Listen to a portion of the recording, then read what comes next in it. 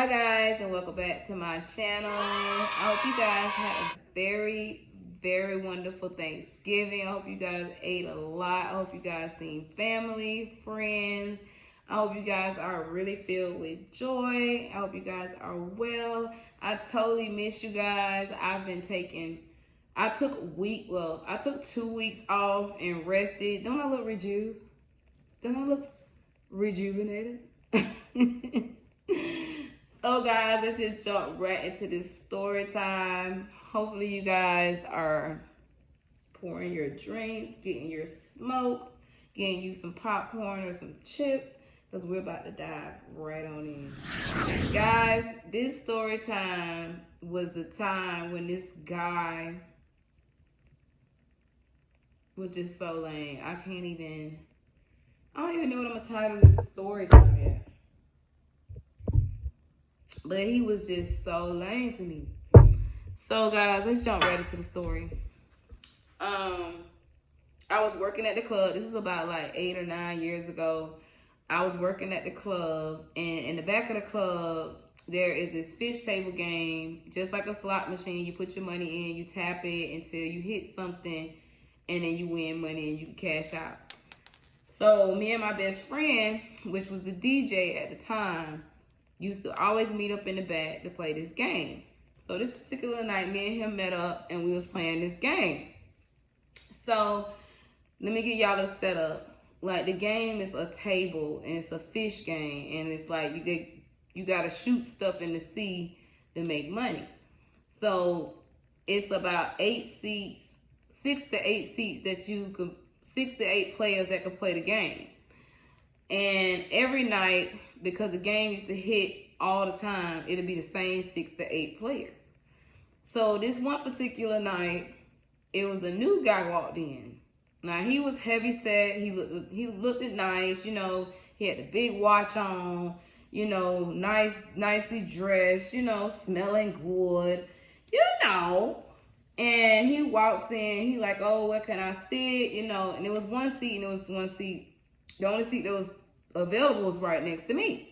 So he sits next to me, and he's like, you know, he starts playing or whatever. And of course, it was his first time, so he didn't really know how to play. So he started losing money real quick because he just hitting the thing. He don't know what he hitting. He just tapping the darn thing.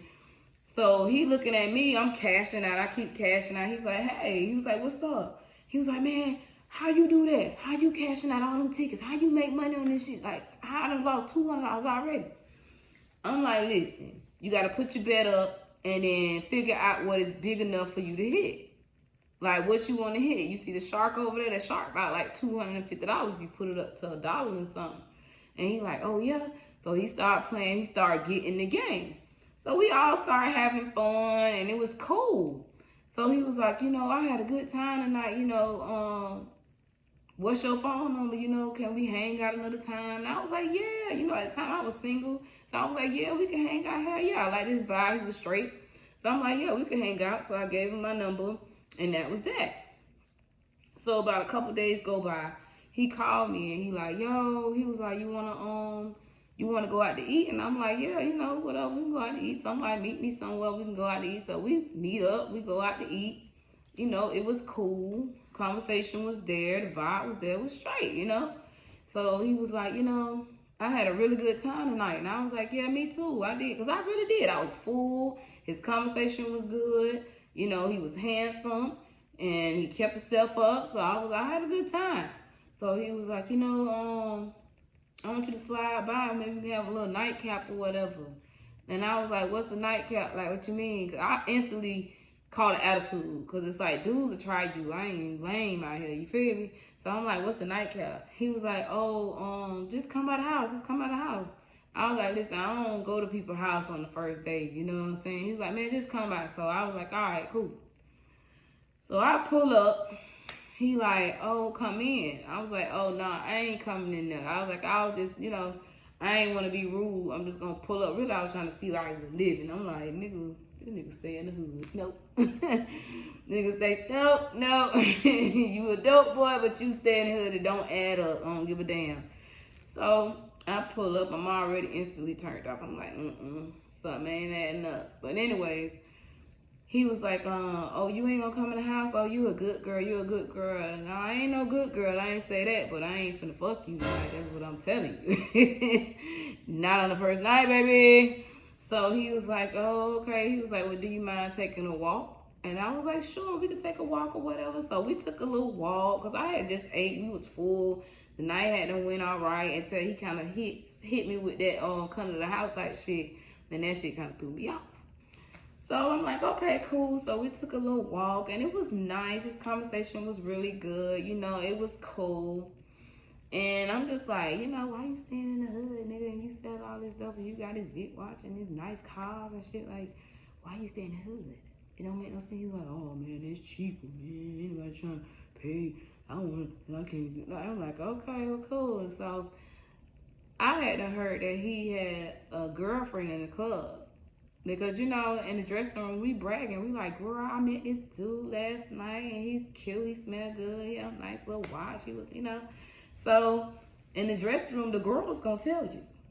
So they was like, who you talking about, girl? Such and such. And I'm like, yeah. And she was like, they was like, girl, he go with the waitress. I'm like, he go with the waitress? What waitress? And he told me or whatever. And me and the waitress, we never had a problem. We always spoke.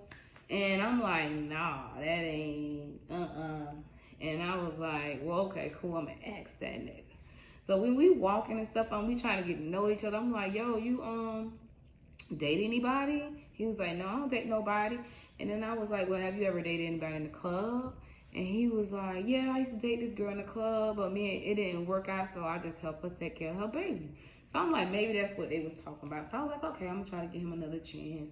And then I try to look over the fact that he was staying in the hood, because I was trying not to be judgmental, because you stay in the hood don't mean that you're a bad person. Maybe he just had to do that for a second and then get himself together. You know what I'm saying? Let me cut it out. So I was like, okay, cool. So me and the dude started talking here and there. It wasn't like, because I'm not a stuffy type person. So it wasn't like a everyday calling me, oh, we got to see each other all the time. It was like a every week, we might meet up one time, you know, a little phone conversation here and there or whatever. So he called me. We had a little routine going to where we like maybe every Friday or every Sunday or something, he'll call me, be like, what you doing? And I'll be like, I ain't doing nothing, I'm straight or whatever. And then I just started like, because I was bored, that's what I was doing. I was talking to him because I was fucking bored. I wasn't even interested in him like that. You know what I'm saying? And cause he was lying. He had already had lied about the girl.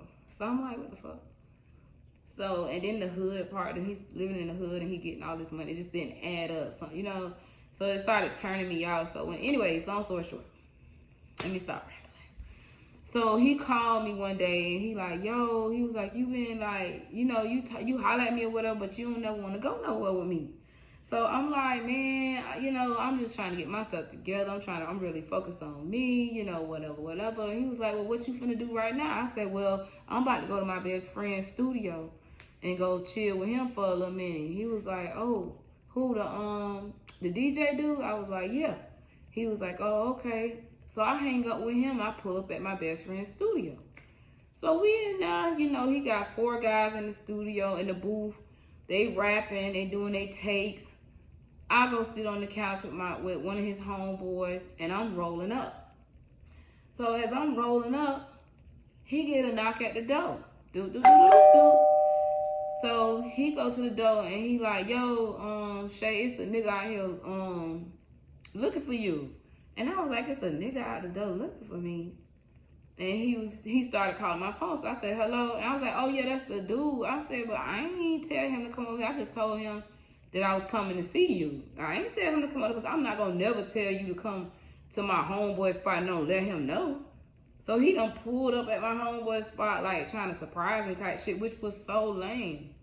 So he pull up, and I'm like, oh, okay. So he letting the dude in. So the dude get in the door. The dudes that was in the DJ booth, not the DJ booth, in the booth, they all came from behind the booth. 2 of them jumped over through the window thing, through the booth, because it was like a little opening in the studio thing. 2 of them jumped through that, and 2 of them came around, and they put the guns to him. And I'm like, oh my God. When I tell y'all, I was on that couch frozen with the joint, like, and I heard the dude was like, yeah, nigga, you shot at such and such such. Yeah, nigga, you shot at such and such such. So I'm like, oh my fucking God. And you hear the guns clicking. And then I just glanced over y'all just a little bit. They had to make that nigga strip down, butt naked. They was robbing him when I looked over. And next thing you know, he had said something slick to him. I think, you know how you fed up? I don't know what the fuck was going through his mind, but he said something slick to him, but it sounded like he was fed up. Or them, you know, embarrassing him and got the guns to him, whatever. So he said something slick. That gun said, click, click, click. He said, nigga said one more thing. When I tell y'all, I was sitting on the couch rolling a joint. The weed was all over my chest. I had done melted into the couch like this. I felt like I was all the way inside of the couch, okay? And nigga said, oh, fuck this. So they started beating him up over there in the corner. And then I had a door open. So when I had a door open, I get up from up out the couch and look over. They all gone. So I run and go lock the door. We locking all y'all niggas out. Okay? I am scared. So I go and lock the fucking door, y'all. So my homeboy, like, he looking out the window. He like, no, I'm sorry, y'all. My homeboy went and locked the door. My homeboy went and locked the door.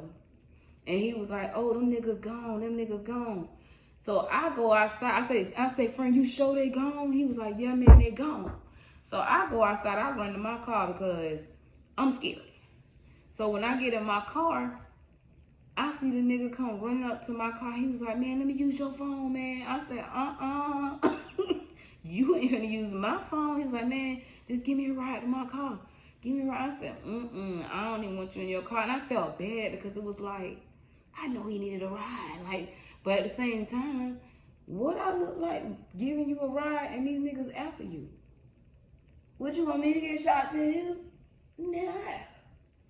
So I was like, hell no, nigga. I was like, man, I ain't trying to get shot. I ain't trying to get caught up in that shit. Whatever. He was like, all right.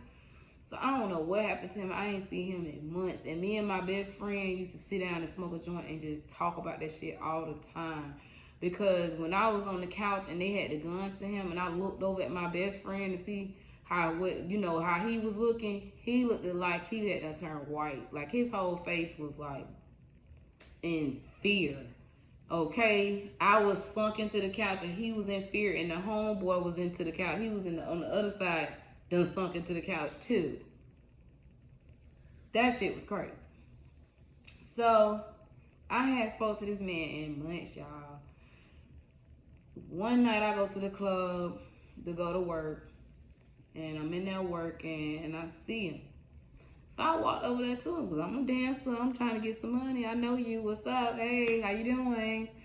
And he like, what's up, man? I was like, what's wrong with you? With your shoulders all up, nigga, what's going on?